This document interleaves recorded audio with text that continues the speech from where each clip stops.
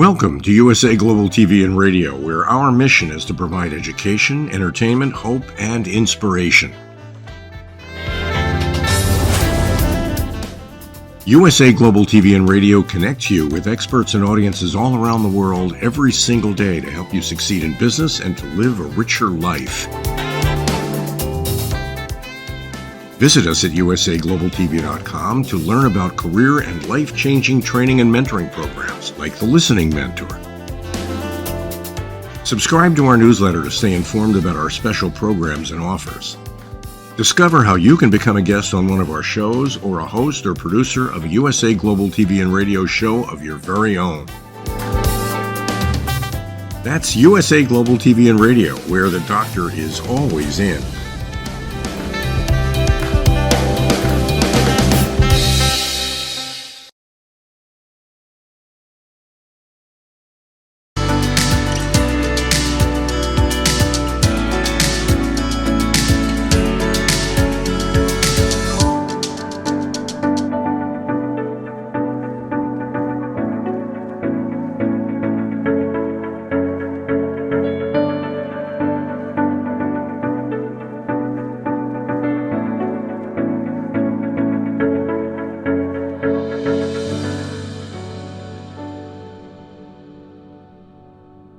Hello everyone, and welcome to Weekly Wisdom and Insights. I am your host, Dearjames, and my incredible co-host, the Lady Jacalyn, is off this week.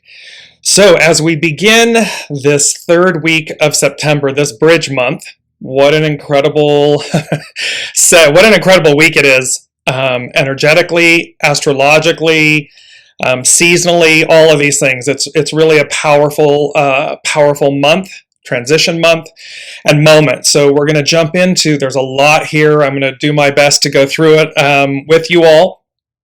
As you all know, if you are joining us, please put in the comments where you're joining from, do a shout out, and of course throughout the broadcast, put in your comments, put in your questions, and I will answer any questions and comments from an intuitive standpoint, listening to the unseen. And we will go through this really incredible month of harvest, this week especially. And it's very interesting. You remember that when we started with September, and welcome Alicia, wonderful to see you from Los Angeles. Elizabeth, hello from France. Powerful week. So when we started September, and they talked about it as a bridge month, and they made us aware, and they made me aware, of the original calendar, pre-Gregorian calendar. And so, of course, September, the 9, but the 9 is a 7.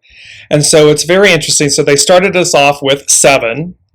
Last week was 8. And then they kept saying to me 9. And I sometimes, as I'm sure you all do, when you're listening intuitively and everything, you're like, are y'all just messing with me? Are you pulling my leg? Is this really 9? And of course it is Gregorian, it is the 9, but it kept coming over back again, as simple as 9.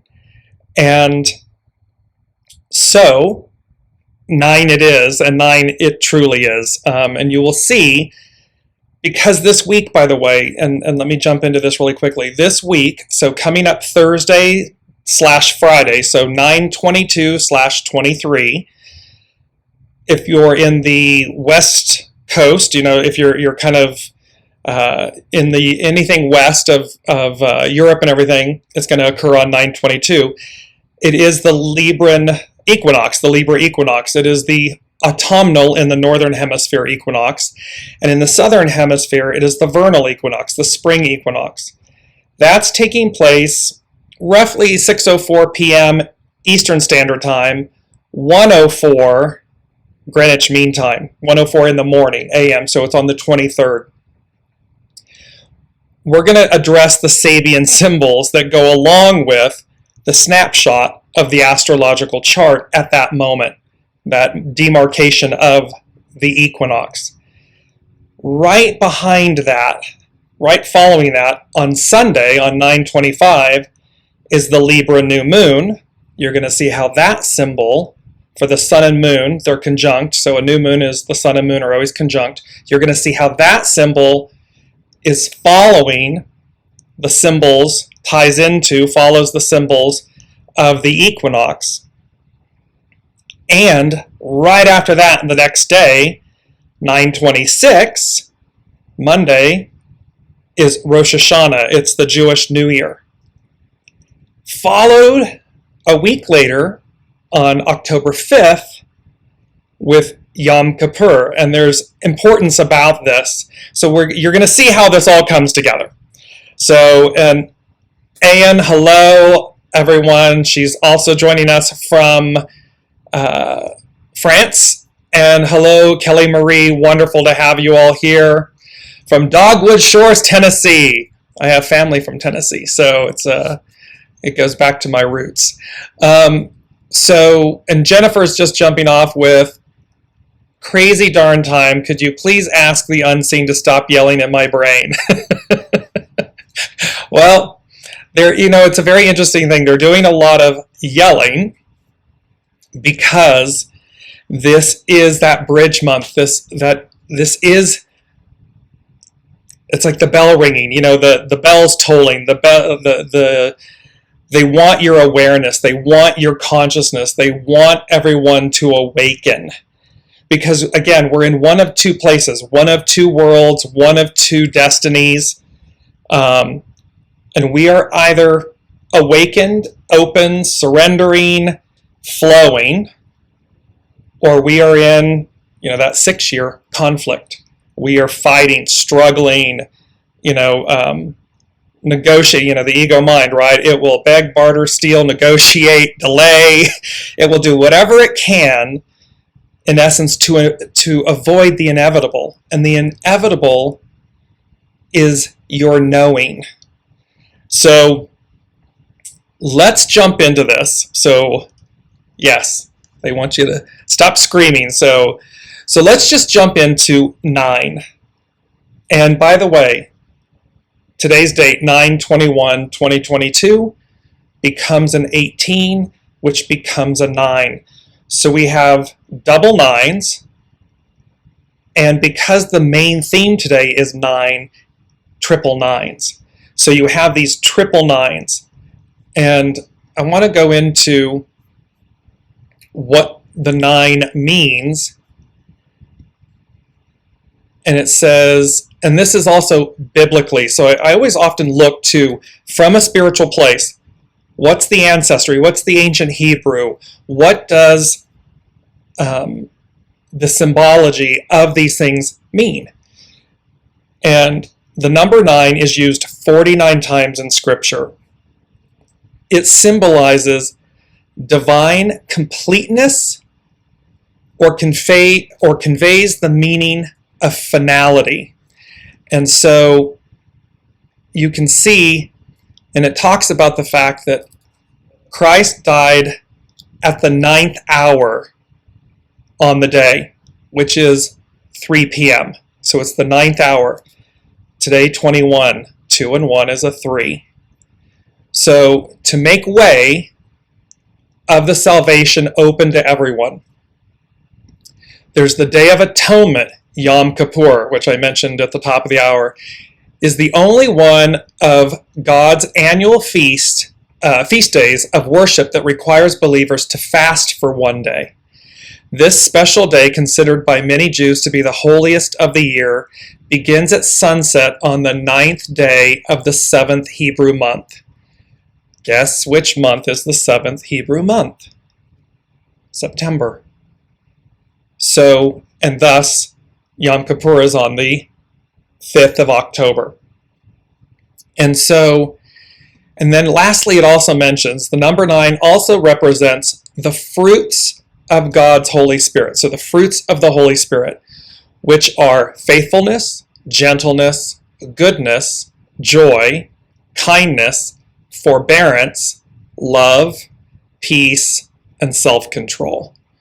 So there's this, and they literally said to me, when they said 9, it was this symbol of divine completeness. They've been talking to us right at the first when they started this, the 1st of September with us, was about the harvesting of souls. Represents completion or divine fulfillment. That which awakens serves. So to Ian's comment about yelling in my brain, because that which awakens serves. Serves a higher purpose, serves a higher calling, serves a higher way, a higher path, and the opening to that. That which transcends all, that which transcends all that is, all that came before, moving beyond time. And that the number 7, which is playing this foundational role, because remember, it's taking us back to where we began. They've said all along, we're going back to where we began, but an octave higher. We didn't begin with the Gregorian calendar. We didn't begin with Gregorian time. It was a lunar calendar. It had 10 months of 3, and then it moved to 12 with 30 equal days, 360. We're now at 365. So imagine that this entire, and know that the axis of the Earth, right, isn't directly up. It wobbles. It leans 23.5 degrees. So imagine we are 23.5 degrees, quote unquote, off center, out of alignment, off of perfection. So we're going back to where we began, an octave higher. The 7 plays this foundational role. And 9, though, as you can see, is this divine completeness, finality. It's a culmination. It's a completion.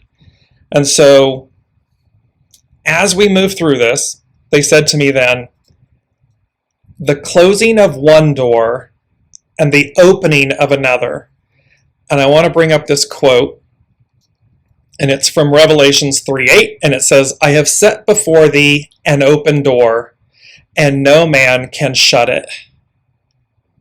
And so this is very much talking about the fact that there is, so after this divine completeness and this, the harvesting and the finality of things, there is an open door. There is a new.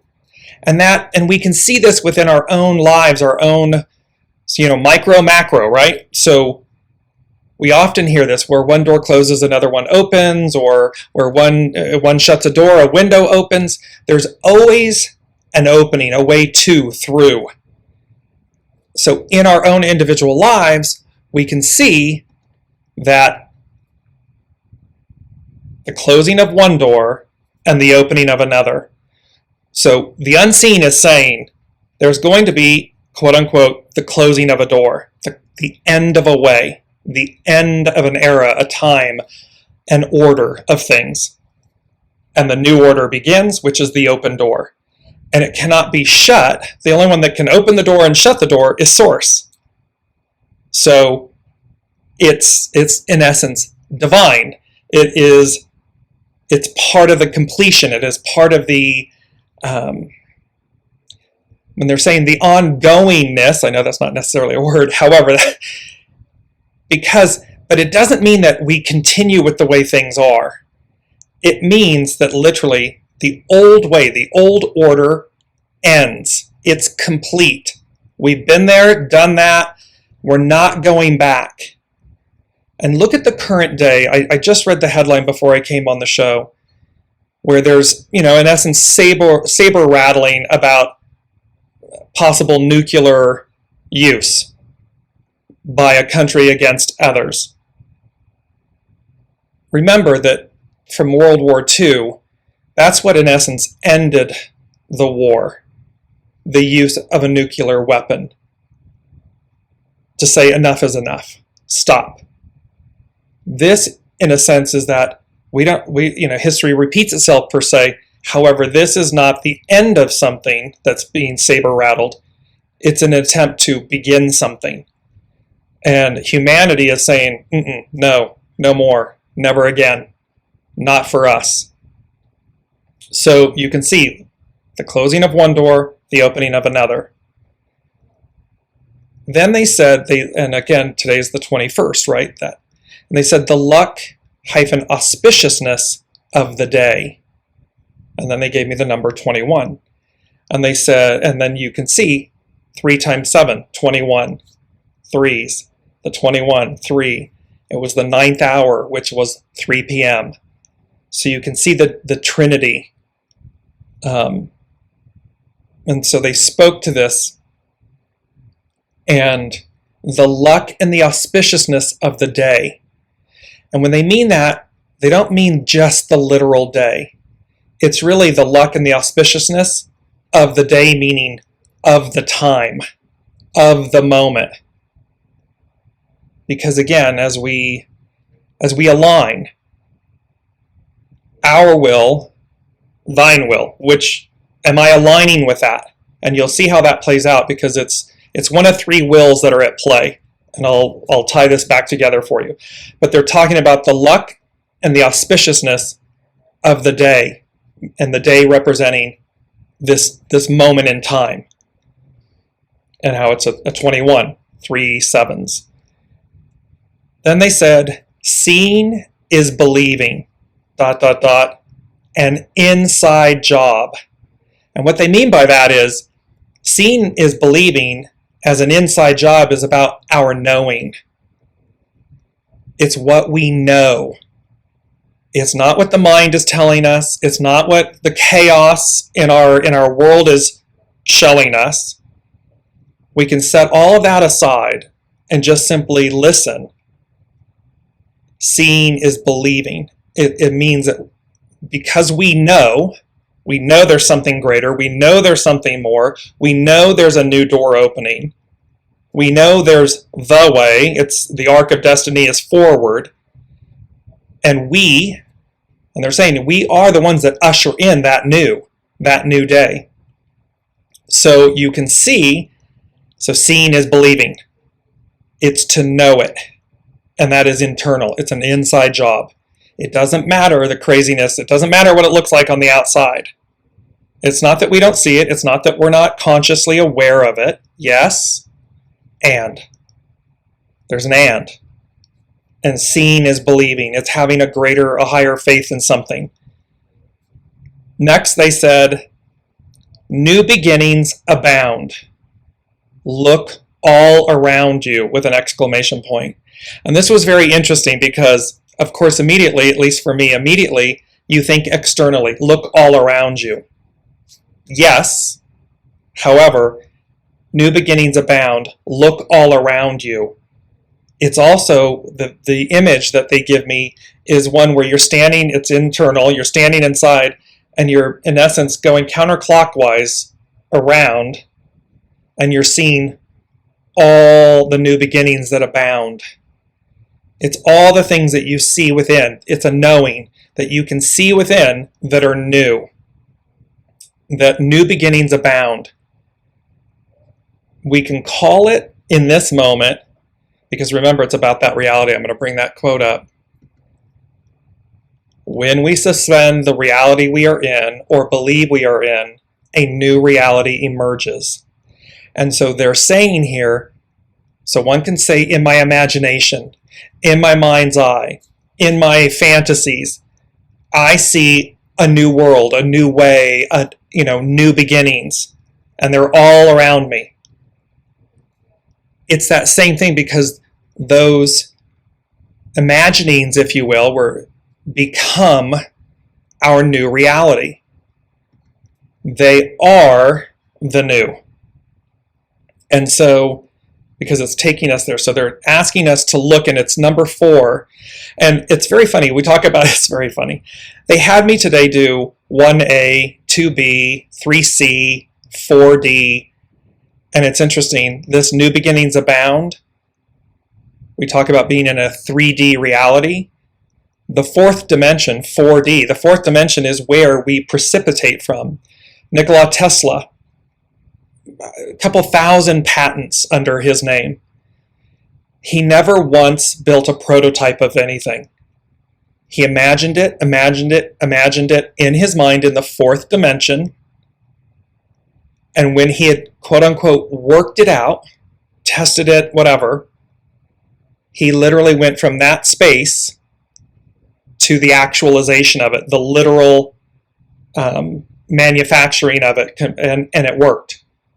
You can read about this. It is a truism. He never once built a prototype. It just came from the fourth dimension. Whoa! But before it came from there, he was doing the works. So here this is new beginnings abound. Look all around you. Look within. Look all around you. Because they're coming, you're precipitating them from the fourth dimension. When we go back, I'm going to show you again. There's so much to cover here. You know, the Four of Cups again, remember, and there's the Soma. The Four of Cups, it's the cup in the higher dimensions, the higher realm. You can see that cup coming from the ether, from source. And the person is looking downward. They're looking at what we know. They're looking down at what we've used before. And it's not working. Things aren't progressing the way we would like them to. He's pouty, he's got that pouty face. And of course, the star is the soma in the cup. It is the wisdom. It is the effervescence. It is everything. And here it is 4D, right? It's a 4D moment. They're saying what we're moving to is a higher octave. What we're moving to, the way to, is a la Nikola Tesla, precipitating in the fourth dimension. See it in your mind's eye. This is how it's coming together. Work it, work it, work it. And then it delivers. So, and lastly, they said, which was the fifth 5E about changes, and they said finality, completion, a total eclipse of the heart. So what that means is, remember, 9 symbolizes divine completeness, finality. They're saying finality, completion, the old way, the old order of things goes away. A new order emerges. And it's a total eclipse of the heart, meaning go back to the ancient Egypt. When you passed, they weighed your heart, your soul, your heart against the weight of a feather. So in essence, this total eclipse of the heart is about what's in your heart, what's in your center. Where are you? Are you arcing forward? Destiny. Are you arcing forward? Are you bringing in the new? Are you embodying the new? Or are you cleaving to the past, to the old order of things? Whichever one you're in is the one you're going to experience, and it is the one that you're going to usher in for the next period of time. 2 different worlds, 2 different ways, 2 different experiences, so forth. So, Tina, welcome from Seattle. Thank you for joining us. Debbie as well, Debbie Harris. Debbie's mentioning, I'm part of a group and they mentioned something is supposed to happen on September 24th. And so you can see this is an action-packed moment, day. The luck and auspiciousness of the day. And the equinoxes, remember, they denote, it's like the Libran scales. It is equinox, equal day and night. So that's what's coming up on Thursday, Friday, 22-23. Autumnal in the northern hemisphere, vernal in the southern hemisphere. This absolute harmony and balance of day and night, the length of them. Then you can see in between, the 24th, as Debbie's mentioning, the 25th, the Libra new moon. And very interesting for me right now where I am located, Mountain Time, it's 9:23. That number, those numbers, 9:23, have been huge. And so you can see this 9:23, that this emerges, again, it's delivering us this whole month, as Ann started at the beginning, this whole month. Wake up, time to prepare, because what comes after this is new. The choices we make in our day-to-day lives, it's either of the new or it's passing away. It's of the old. So These new beginnings abound. They're all around. They're here for us. So let's dive in, because it is really quite, and one last thing I want to do is, before we move into these Sabian symbols, because they're just, and you're going to see how what I've been talking about is literally mirrored in these Sabian symbols. And the Sabian symbols, there's one per degree, 360 symbols. And in essence, what you do, what I look at is I look at the snapshot, an astrological chart of the Libra equinox, the Libra new moon. And it'll tell you that the sun is at this degree, the moon is at that degree, so forth and so on for all the major planets and so forth. And then you go and look to see what's the corresponding Sabian symbol. And in order to do that, you advance the astrological degree by 1 degree. So if it's 4 degrees Libra, you look at 5 degrees Libra for the Sabian symbol. That's how you, and then they tell you, these Sabian symbols tell you a story of the time or the moment. And you can do this often. You can do an orrery chart.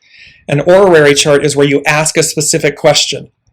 And so at the time you're asking the question, you take a snapshot of the astrological chart. You can look at this with your birth chart, your natal chart.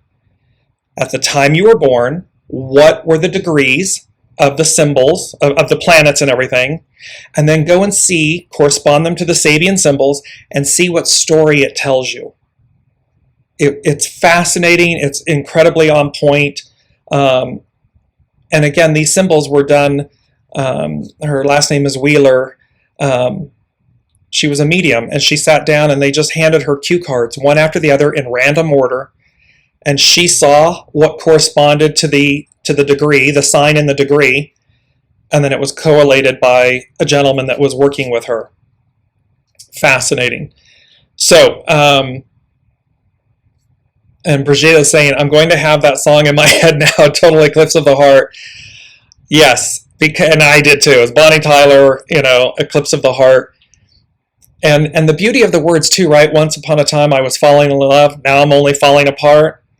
A total eclipse of the heart. This process is about falling apart. Remember, 23, splitting apart. We are splitting apart from the old ways. We are letting go of what no longer serves us. We are moving to a higher state of being, a higher octave of being.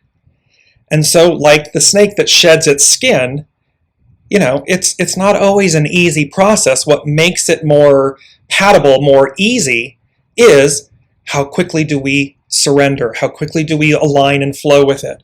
How quickly do we let go of the past or the stories we've been telling us, or the masks, the identities, and how earnestly do we look at them?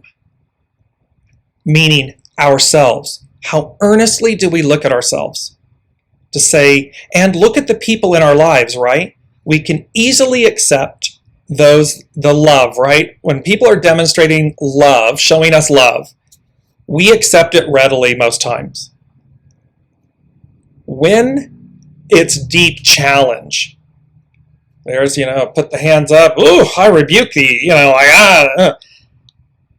because they're playing a role that we ask them to play, as painful as it is, for us to see something in ourselves. So here, this total eclipse of the heart. Once I was in love, now I'm only falling apart. Yes, because in good times it's easy. In the challenge, in the transition, the letting go, the stripping, the burying ourselves, the looking at ourselves becomes difficult.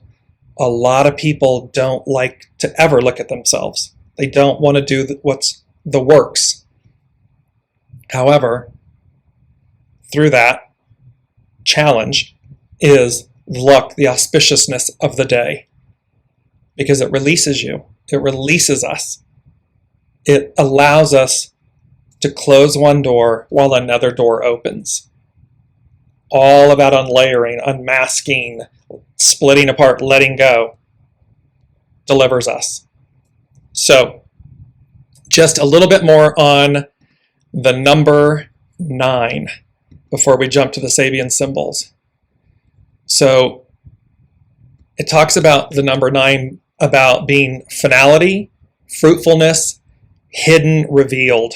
The hidden, revealed.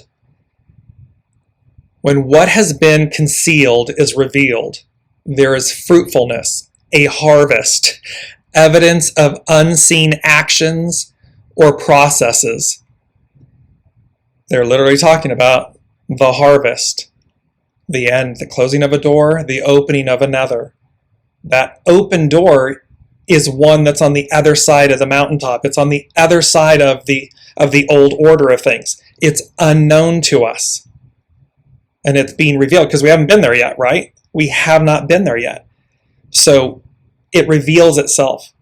They talk about the bringing of light of what has been hidden implies finality, the conclusion of something, or its final state. The old order of things, its final state. It speaks about, here it talks about how God made Jesus sin for us so we would become the righteous of God in him. The Bible consistently makes the connection between sin and death. Jesus gave up his spirit on the cross in the 9th hour.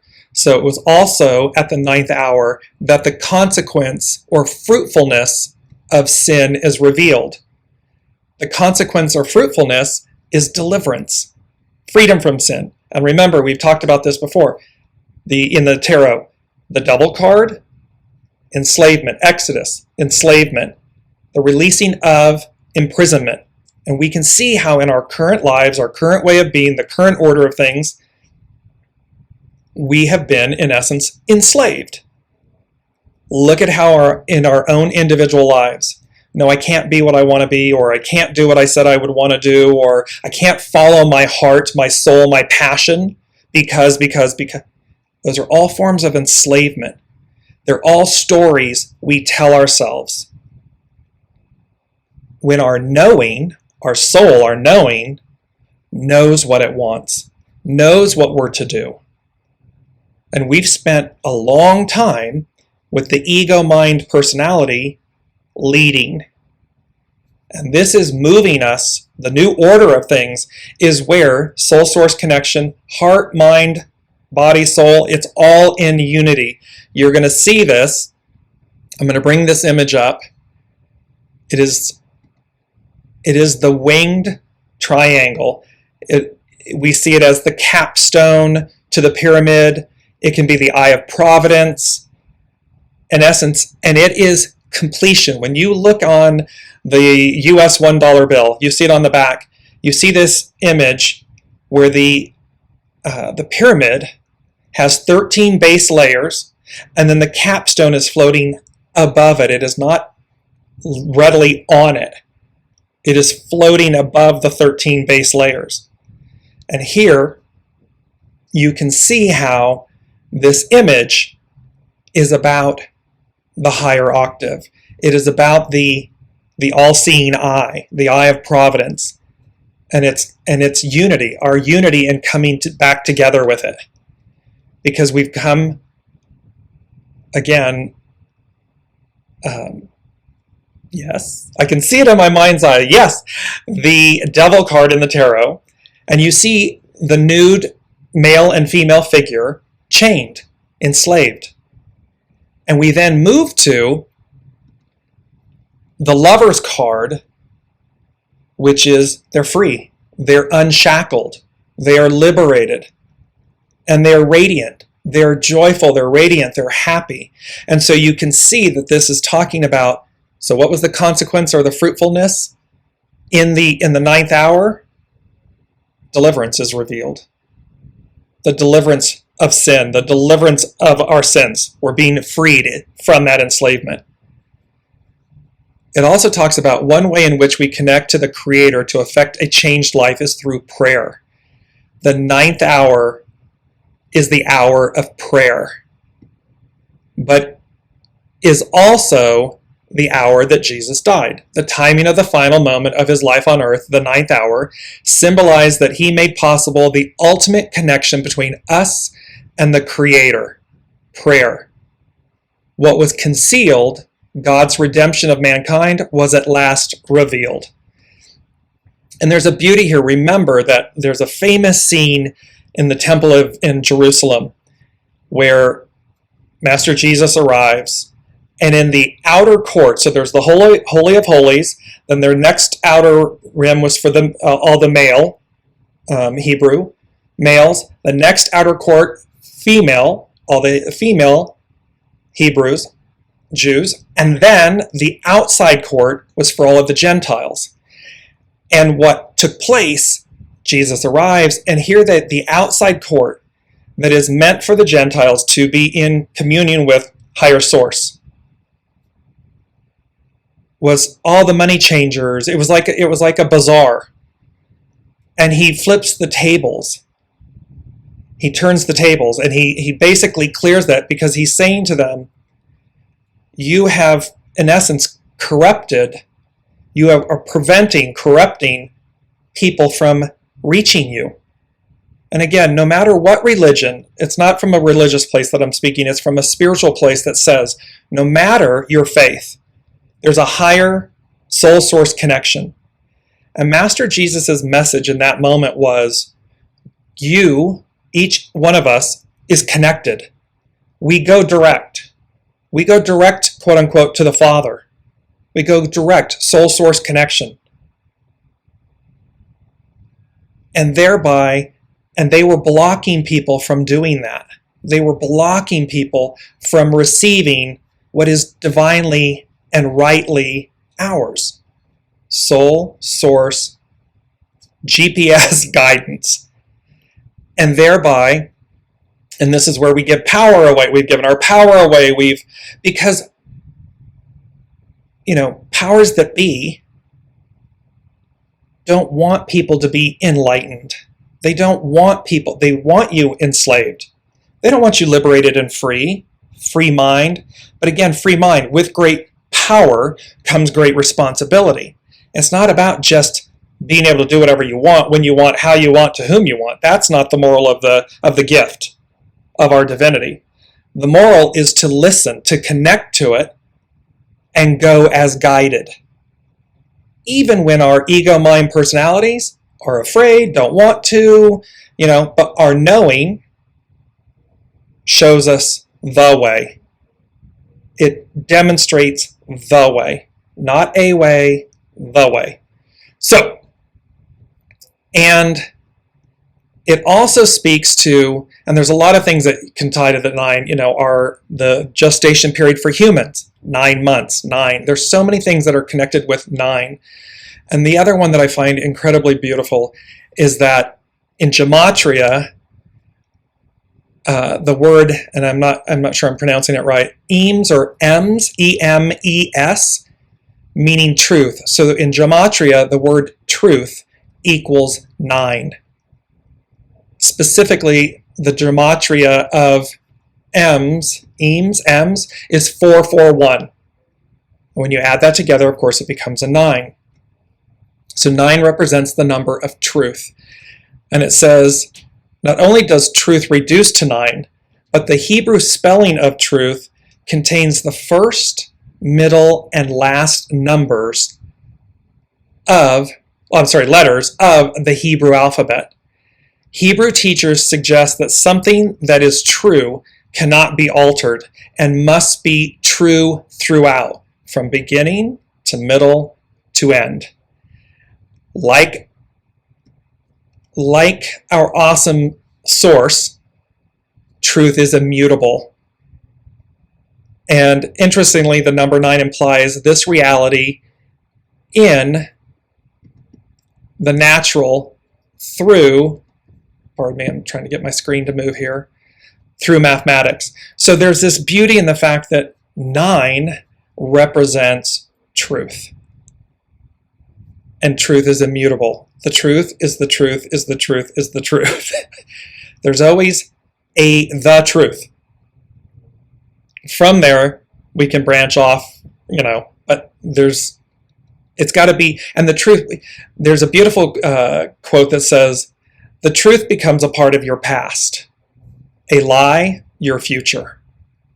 Because the truth speaks for itself. It needs no explanation. It simply is.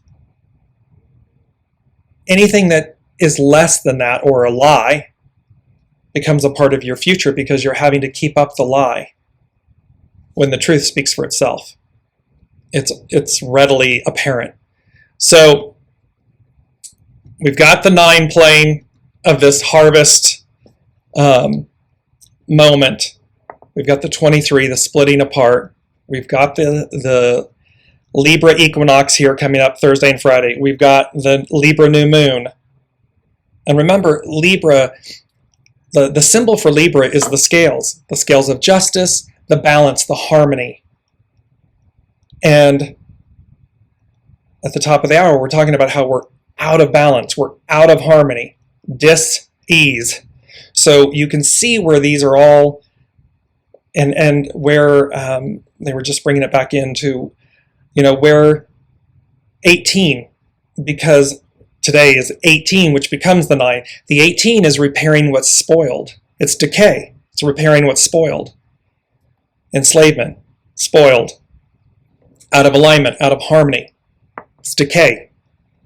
And that's the point. Remember, they said, we're either arcing forward. It's a 6-year. Conflict, destiny. Are we in conflict? Are we in chaos? And conflict and chaos can be purposeful. It's how we use it. Are we adding to the chaos? Are we adding to the conflict? Are we adding to the confusion? Lies? Is that where we are? Or are we actively, proactively releasing all of that, releasing, splitting apart, repairing what's spoiled, letting go of it so as to arrive somewhere new? And remember, I'm going to bring it up. Here's that image of these sunflowers, these radiant sunflowers. That's the new. That is literally the image of the new. You can feel it. It's palpable. It makes me smile from the inside out. It is radiant and beautiful. So let us go to, and let me just bring in some of your comments here. Elizabeth says, I think I am getting sent healers this week. Health-wise, I feel good. I'm taking it all, but wonder what the lesson is. The thing they're saying, Elizabeth, in this moment, the word that's coming is release, release, release. Keep releasing. Keep letting go of anything that resembles lack, fear, indecision, things that undermine your foundation. And this is true for all of us. Elizabeth is beautifully asking this question because the lesson is in the splitting apart, is in the letting go,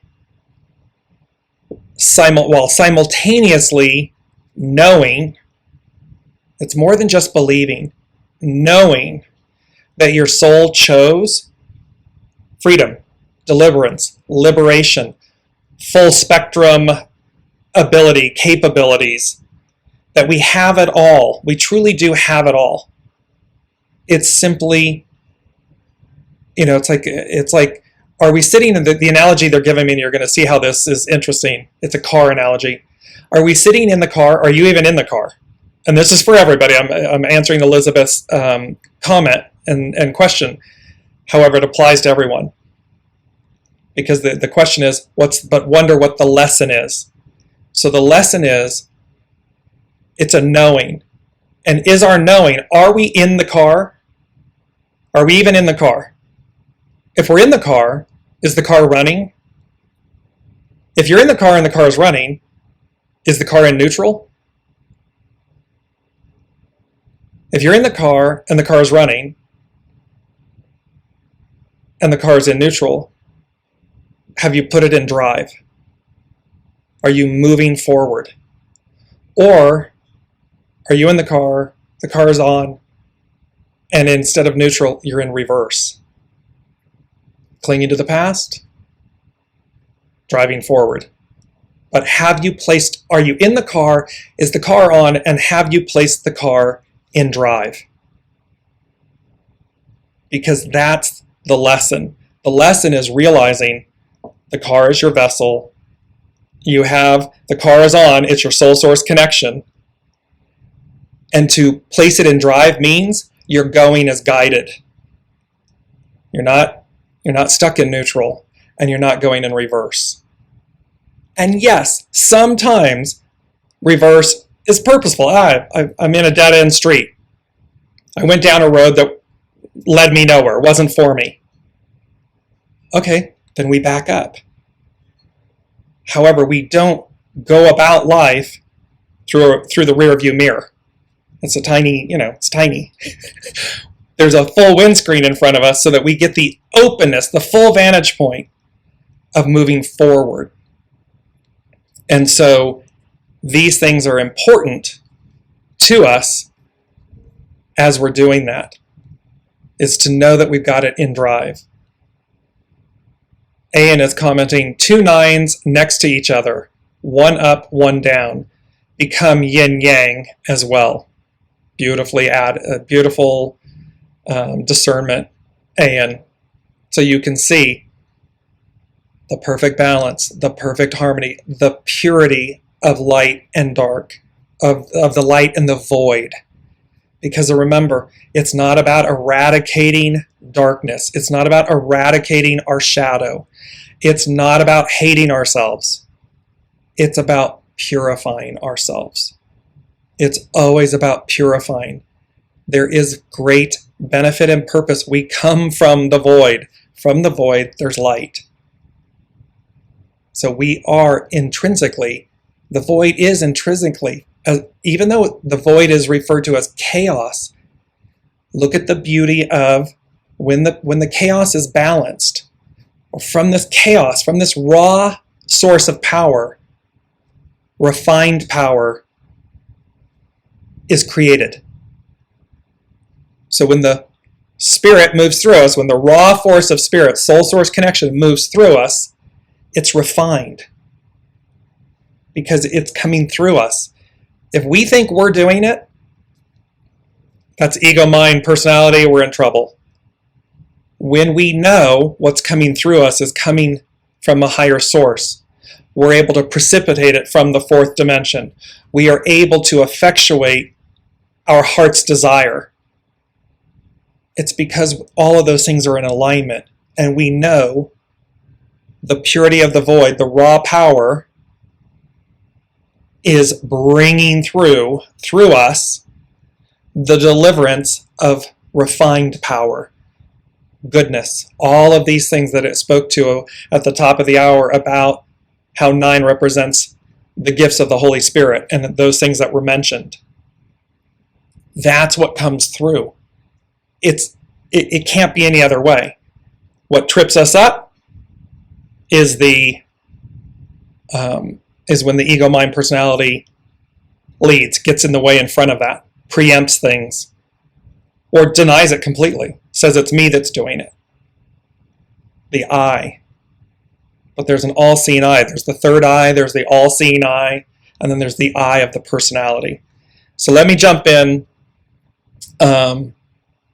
Elizabeth is saying, good points to think about. I think I'm learning to drive a stick shift this week. It's perfect. It's perfect because to drive a stick shift, you have to really be in flow. It's a knowing. You know when to change gears. You know if you need to put it in neutral. You know when you need to downshift or upshift. You know, I'm going to give you this beautiful story. I was in France. I was there, and I went to rent a car. And I said, you know what? I really want, I believe I said either a white or a silver Mercedes for this weekend jaunt. I show up. Oh, and I said, and I want GPS. And I show up, and the woman starts to give me something. I said, don't you have, and she goes, well, you know what? We have a white Mercedes and with GPS, and I'll just give it to you. And I was like, that's so cool.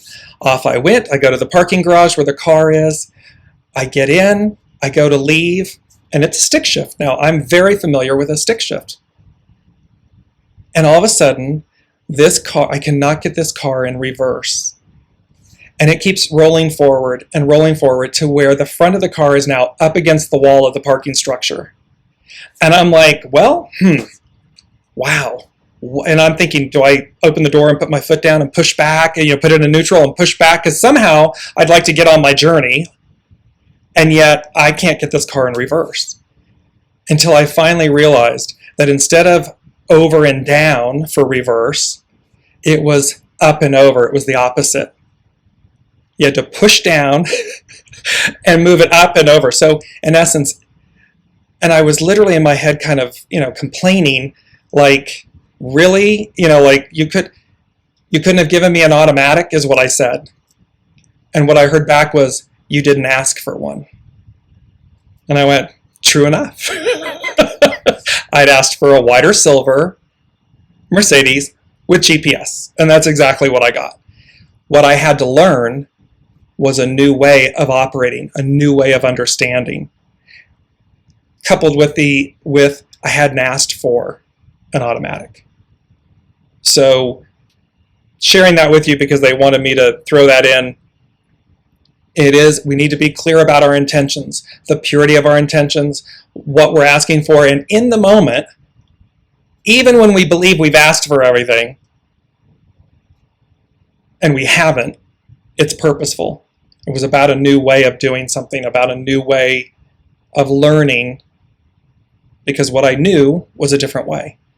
It was demonstrating a new way, and I couldn't embark until I learned that new way.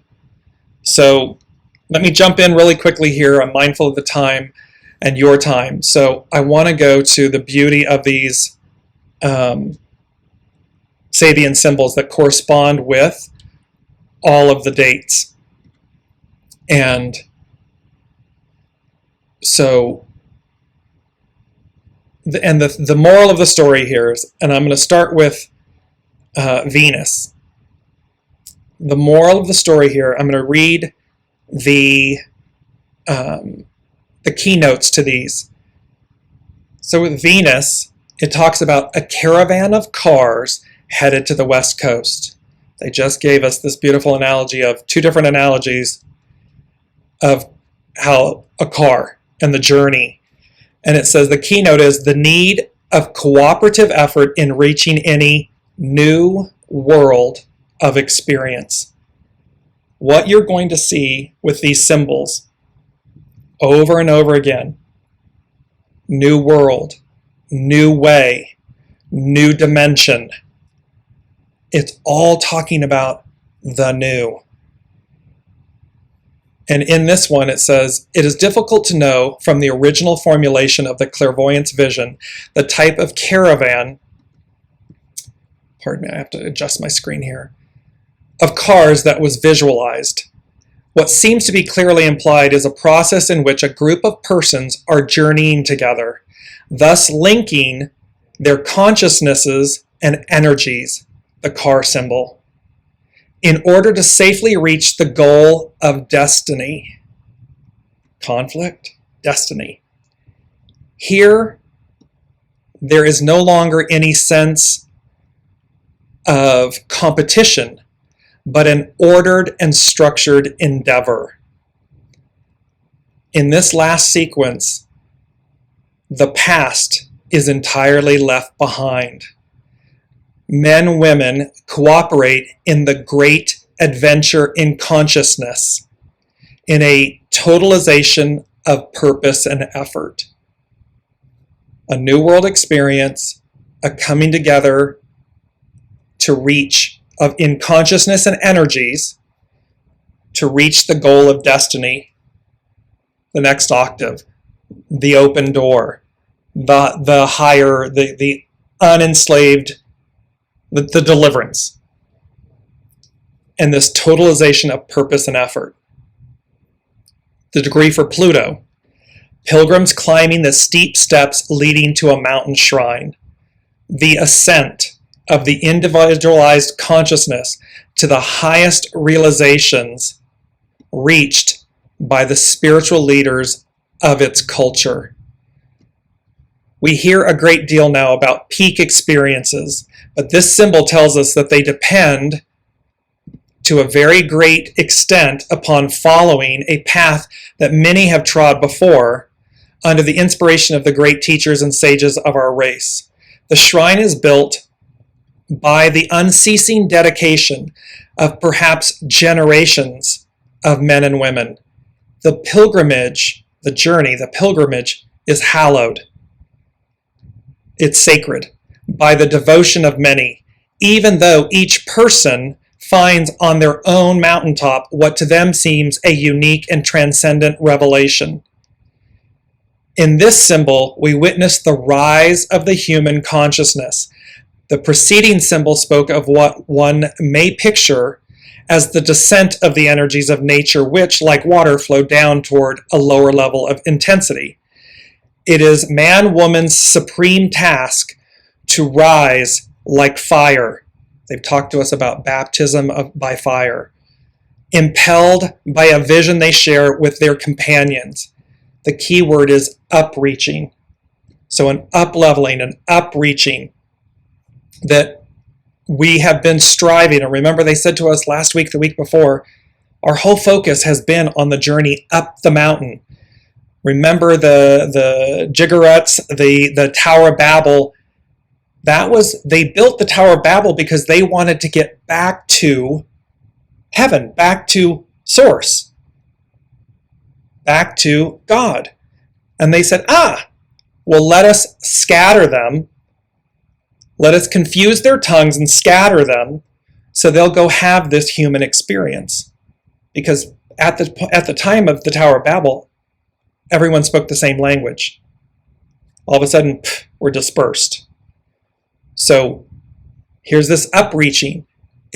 We've been focused on climbing the mountain, getting to there's the apex, the winged eye of providence, the capstone. We've been focused on climbing the mountain, getting to the peak.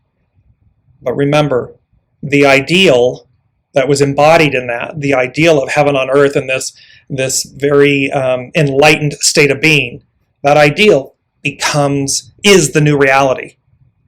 We're no longer separated from it. We're no longer searching for it, striving for it, trying to get to it.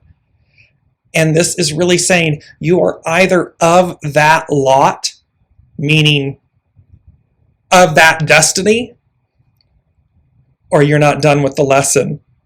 Elizabeth was saying, what's the point? I wonder what the lesson is. Are you done with this lesson? Are you ready to move into the new? Are you ready to release the enslavement, the lessons of detachment, separation, enslavement, and so forth? Because the ideal of the old order is the reality in the new order. I absolutely love this one. This is the Uranus. And this is very interesting too, these major outer planets. Uranus, and expect the unexpected. A new continent rising out of the ocean. The surge of new potentiality after the crisis. You see how all of these words, new continent, upreaching, new dimension, new. And it says the symbol need hardly be commented upon.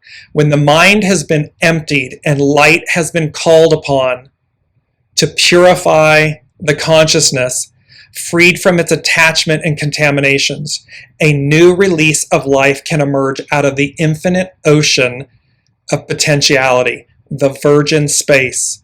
What will it be used for? And remember, they talked to us about airing out the purse, the handbag, and they talked to us about this and this virgin space that is, bringing it up really quickly, the star card, the soma, the waters, the living waters, the waters of life. That's the virgin space. That's the ocean of potentiality.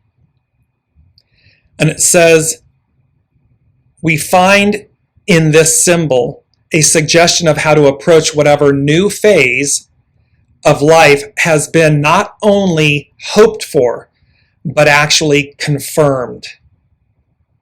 The technique is simply to allow the infinite potential to operate in unconstrained spontaneity.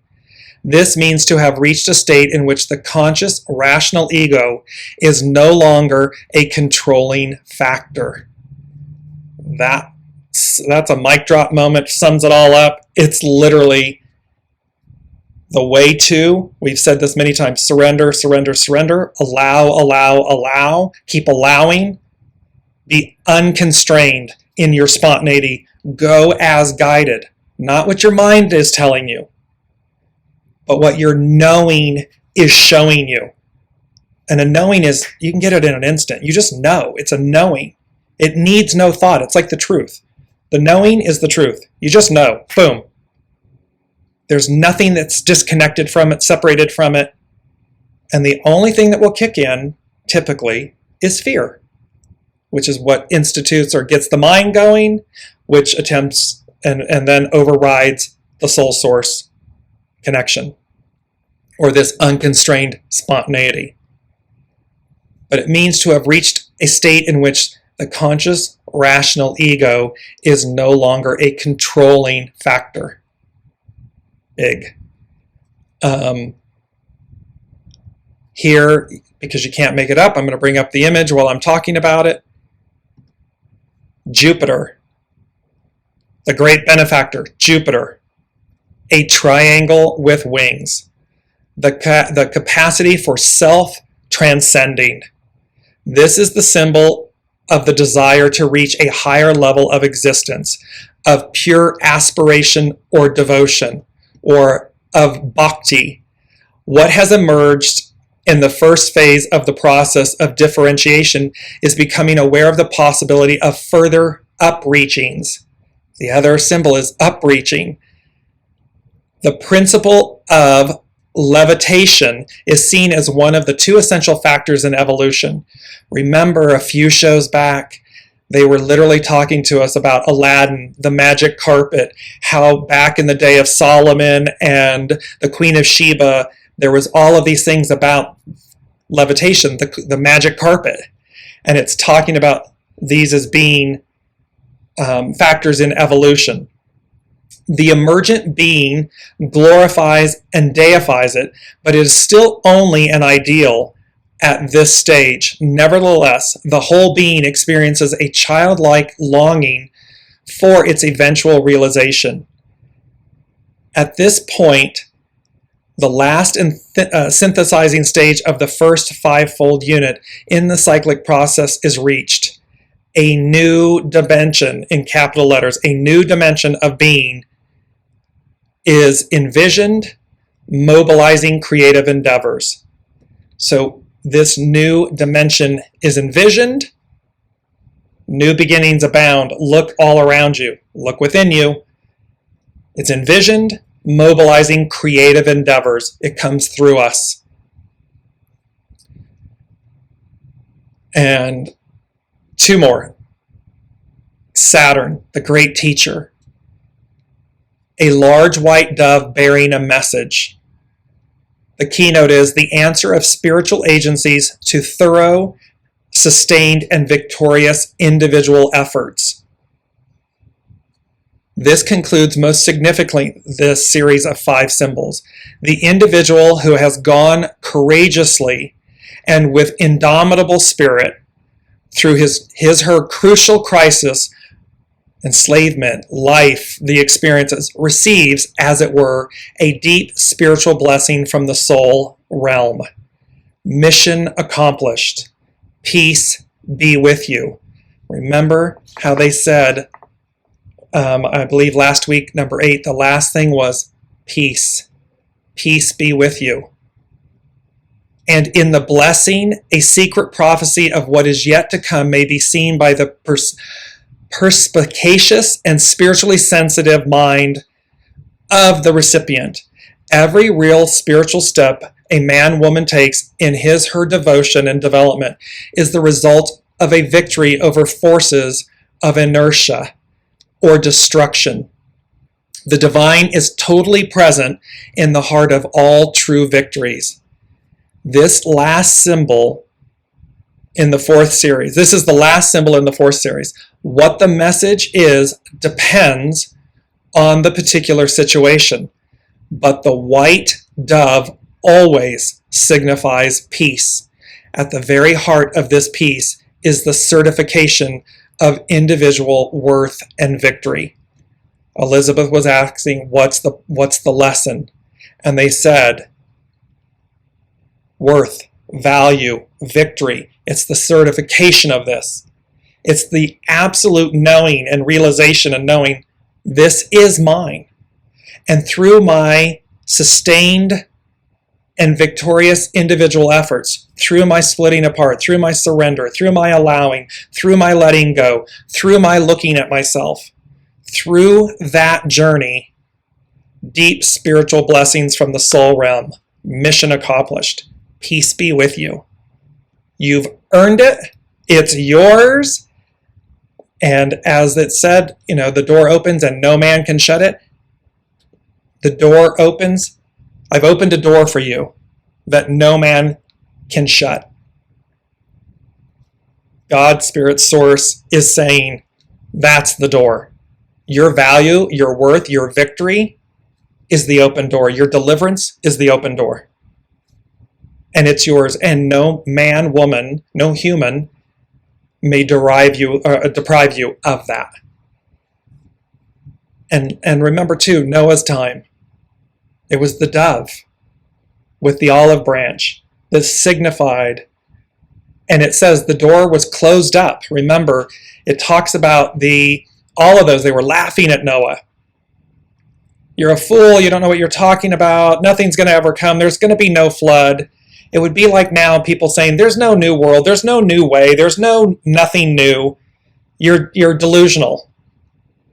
And yet when God, Source, closed up the door of the ark, there were those that came running at the door, and they said to us, don't be late to the party.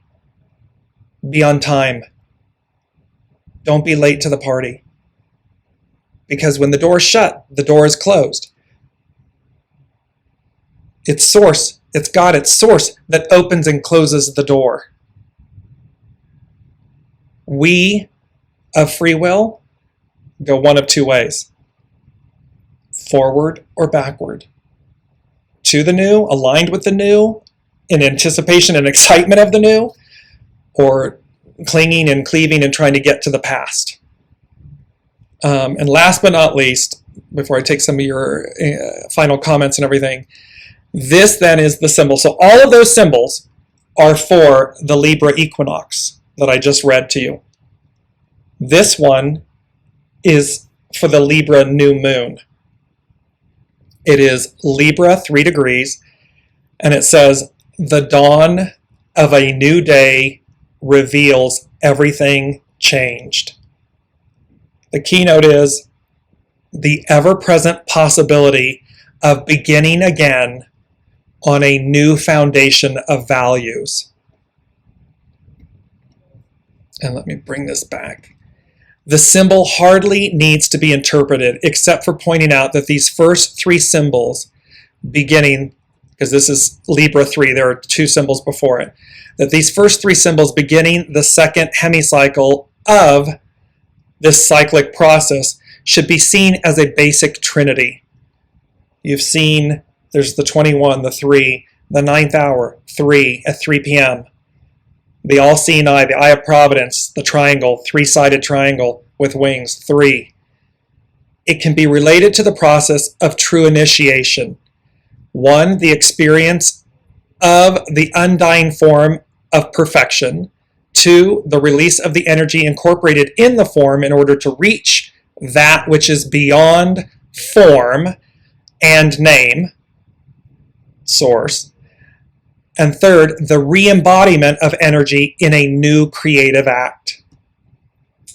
This 3rd stage leads us to a vision of the fulfilled purpose of the first half of the cycle.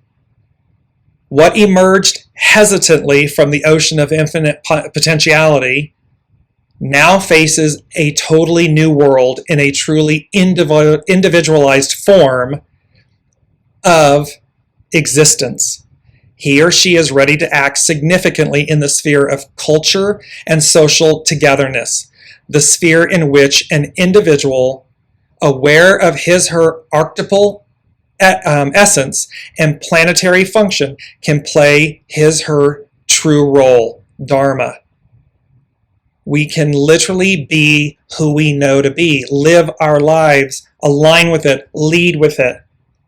We are no longer bound by the ego mind, the separation, the lack, the fall. In a basic sense, it is always a new role. 4, no cycle repeats itself as far as its contents are concerned. The person who plays this role is always potentially, quote unquote, an innovator. So these are literally, the beauty and the messaging could not be more clear. The new, the new, the new, the new, the new. It doesn't mean we don't see the old. It doesn't mean that we don't know that it exists, or we're, living, unconsciously or anything. It simply means we know the new is arriving. There is a new way, a new order, and it's the way. And while this, like it just said, while we may repeat, like things are, the contents is never identical. So even like the symbols, we repeat the symbols, right? And yet the context that they are in is never the same. So this Libra equinox, this Libra new moon, this Rosh Hashanah, this Yom Kippur, this luck, this lucky auspiciousness, the luck auspiciousness of the day, of this time is upon us. It's a bridge month. It's a transition month. It is a harvest month. Don't be late to the party. And, really search a total eclipse of the heart. Search your heart. Where are you? What do you truly desire? And should it be the future? Align with that. In every moment, in every thought, action, do your best to align and be ready for that so as to move effortlessly, easily, and freely through to that moment. That is what's on offer. And it's very interesting because, of course, next week, 9/28 to 8, it becomes a 10. And they're talking to us about 9 symbolizes divine completeness, finality. So what occurs next week? What occurs? How are things changed? How are we changed as we move into October? I just want to pick up some of your last comments.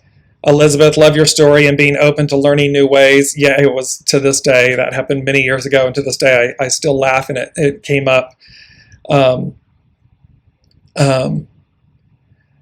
Ian is talking about like Sisyphus pushing the boulder up the hill only to see it roll back down. Don't want to live your life that way. Exactly. Because again, the walking uphill of the journey, when we are in alignment with soul source connection, it is effortless. When we're not, it's the example that Ian just gave us. It's pushing a boulder. It feels like we're pushing a boulder up a hill. Brigitte, is fear a program? No, fear is an energy. Fear, like everything, love is an energy, fear is an energy, and again, it's how we utilize that energy that that creates our experience. And fear, typically, one of two things. It either propels you forward. You'll get that nervous fear. You'll get that excitable, nervous, but it's fear. You know to do it, but you're worried about it, but you know, and it's excitable. So it's in essence, a positive aspect of the energy of fear, and it propels you forward. Or fear will immobilize you. It will, because the shadow element, the shadow side of the energy of fear is the one you're aligned with, and it's immobilizing you. I often say, they have said to me over and over again, fear is your friend. So, and with the moral of the story being, first recognize fear is energy. Then secondly, utilize the positive aspect of fear so as to propel you forward, so as to move you, because otherwise it immobilizes you. It keeps you down, back, frightened, enslaved, encapsulated. And that's a shadow element of fear. It's a shadow energy of fear. Elizabeth, fear fantasizing events appearing real. So again, everything is divine and neutral, and it is up for us, to each of us, in our day-to-day experiences, to see through the fear. Because let's say we see an event happening, or we fear that something's going to happen. Well, we can instantly see that we're in the shadow of the fear. We're utilizing the shadow energy of fear because we're fearing the event appearing, which means we're not in the openness of receiving, of seeing its divine nature, even and especially when it's most painful or hard. When we move through fear to the other side, to the catalyst energy of fear, well, then we're able to see the event with divine neutrality. It doesn't mean we condone it. It doesn't mean that we wanted it to happen. It simply means that we are in divine neutrality with it, so that we can receive what's under it, what's deep within, what's under the fear. Then we receive the divinity of it, the bounty of it, because we're in a more clear, pure state of being with that energy. Anne is saying, could you please post a link later? This is really fascinating and I would love to read more. Yes, what I will do is I will post all of the Sabian symbols that I just spoke about, so you all can read them in the actual show thread. So you'll be able to see those. Brigitte, I had a white dove come up in a Reiki session I just had. There you go. Peace be with you. It is to reconnect to your purity, to this state of grace and peace, and to the promise. I mean, that is God's source. That is the promise. Deliverance. And that the deliverance, what's delivered, is this purified state of being. It's the ideal. The reality is the ideal. It's what we've been striving to get back to. It's what we've been striving to attain. And up to this point, the order of things has been that experience. Now, what's unknown to us, because we haven't experienced it yet in this lifetime, if you will, is, well, now what is it going to be like when that is the actual ideal, when that is the way of things? That we operate in this wholeness, this peace, and how we go about our lives, and we lead them from our soul source connection, because it's all the winged triangle, it's all one. It operates as one. They're not disconnected.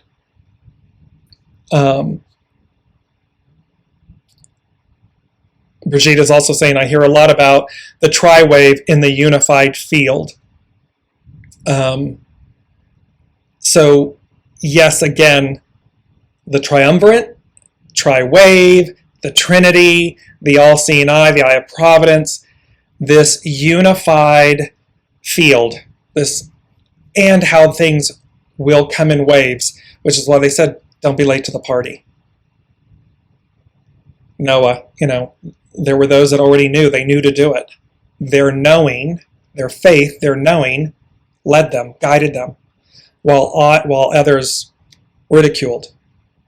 But they sure wanted to be on the ark, and they sure wanted to be at the party once the door is closed.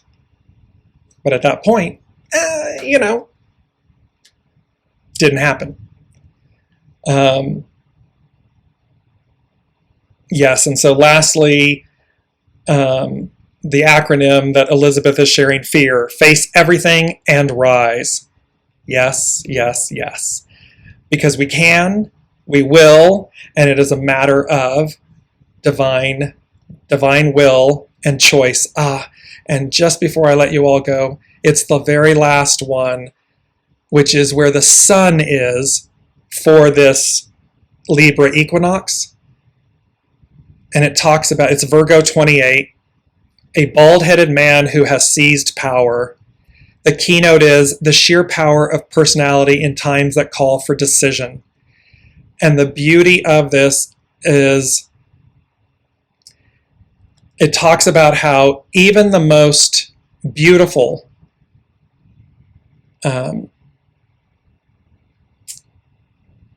let me just get to it, I apologize.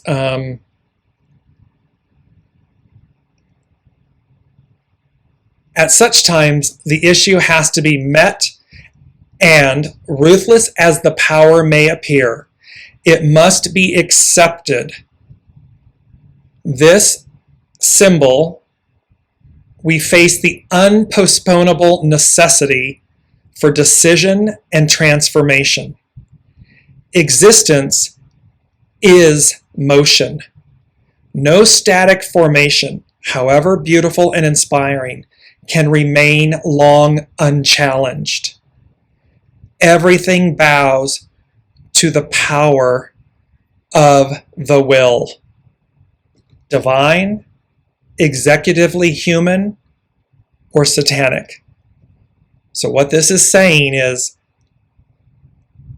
everything bows to the power of the will. And this is where I was saying, where is your will? Which one is your will aligned with? Divine will? Human will?